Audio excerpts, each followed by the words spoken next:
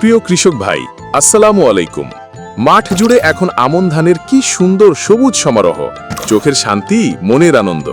এই সবুজ ধানগাছি কদিন পর সোনালী ধানে ভরে উঠবে, আপনার গোলা ভর্তি হবে। কিন্তু এই সময়ে সামান্য কিছু পরিচর্যা আপনার ফলন বাড়িয়ে দিতে পারে বহুগুণে। আজ আমরা জানব আমন ধানের এই পর্যায়ে ফলন বাড়াতে আমাদের কি করতে হবে।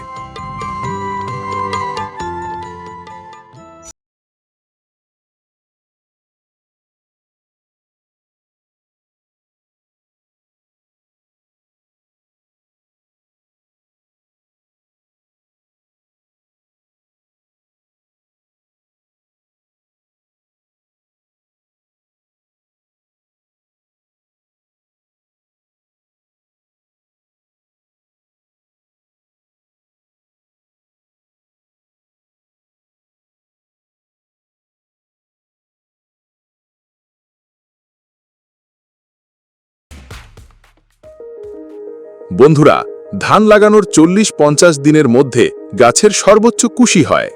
এই সময়ে গাছের খাবার দরকার সবচেয়ে বেশি। যদি এখনো শেষ কিস্তির ইউরিয়া সার না দিয়ে থাকেন, তবে এটাই সঠিক সময়। ধানের জাত ও বয়স অনুযায়ী বিঘা প্রতি 5 থেকে 7 কেজি ইউরিয়া সার প্রয়োগ করুন। তবে খেয়াল রাখবেন জমিতে যেন ছিপছিপে পানি থাকে।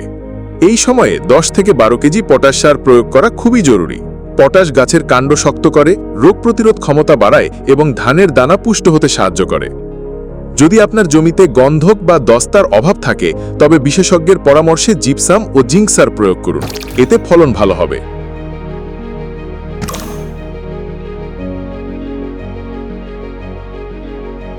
ধান গাছের জন্য পানি হলো প্রাণের মতো। এই সময় জমিতে 2 থেকে 3 ইঞ্চি পানি ধরে রাখা খুব জরুরি। কেন জরুরি? এই পানি আগাছা জন্মাতে বাধা দেয় এবং সারের কার্যকারিতা বাড়ায়। মনে রাখবেন, ধানের থোর আসা থেকে শুরু করে দুধ আসা পর্যন্ত জমিতে যেন পানির অভাব না হয়। এই সময়ে পানির ঘাটতি হলে অনেক ধান চিটা হয়ে যেতে পারে, যা আপনার ফলন মারাত্মকভাবে কমিয়ে দেবে।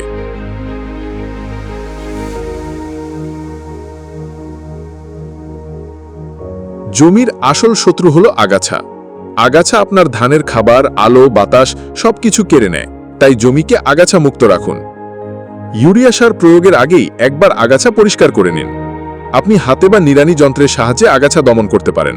এতে খরচ কম এবং পরিবেশের ক্ষতি হয় না। যদি আগাছার পরিমাণ খুব বেশি হয়, তবে অনুমোদিত আগাছানাশক সঠিক মাত্রায় ব্যবহার করতে পারেন। তবে ব্যবহারের আগে অবশ্যই স্থানীয় কৃষি কর্মকর্তার পরামর্শ নিন। সবুজ ধানক্ষেত দেখে নিশ্চিন্তে বসে থাকলে চলবে না। এই সময়ে মাজরা পোকা, পাতা মোড়ানো পোকা এবং খোল পোড়া বা ব্যাকটেরিয়াজনিত পাতা পোড়া রোগের আক্রমণ হতে পারে। পোকা দমনের জন্য জমিতে পার্চিং বা ডালপালা পুঁতে দিন। এতে পাখিরা বসে পোকা খাবে। সন্ধ্যায় আলোর ফাঁদ ব্যবহার করে ক্ষতিকর পোকা শনাক্ত করুন ও মেরে ফেলুন। নিয়মিত জমি পরিদর্শন করুন। গাছের গোড়ায় বা পাতায় কোনো দাগ দেখলে সতর্ক হন। খোল পোড়া রোগ দেখলে পটাশ সার উপরই প্রয়োগ করুন। আক্রমণের মাত্রা খুব বেশি হলে উপসহকারী কৃষি কর্মকর্তার পরামর্শ অনুযায়ী সঠিক কীটনাশক বা ছত্রাকনাশক সঠিক নিয়মে স্প্রে করুন। তো কৃষক ভাইয়েরা, এই ছিল আমন ধানের এই পর্যায়ের কিছু জরুরি পরিচর্যা। সার, পানি, আগাছা আর রোগ পোকার দিকে একটু নজর দিলেই আপনার পরিশ্রম সফল হবে। ঘরে উঠবে বাম্পার ফলন। আপনার সামান্য যত্ন আর আধুনিক পদ্ধতির সঠিক প্রয়োগই এনে দিতে পারে সোনালী ফসলের হাসি। ভিডিওটি ভালো লাগলে অবশ্যই একটি লাইক দিন, অন্য কৃষক ভাইদের সাথে শেয়ার করুন, যাতে সবাই উপকৃত হতে পারে। কৃষি বিষয়ে যে কোনো প্রশ্ন থাকলে কমেন্ট বক্সে জানান। আর আমাদের পরবর্তী ভিডিও পেতে চ্যানেলটি সাবস্ক্রাইব, পেজটি ফলো করতে ভুলবেন না। ধন্যবাদ।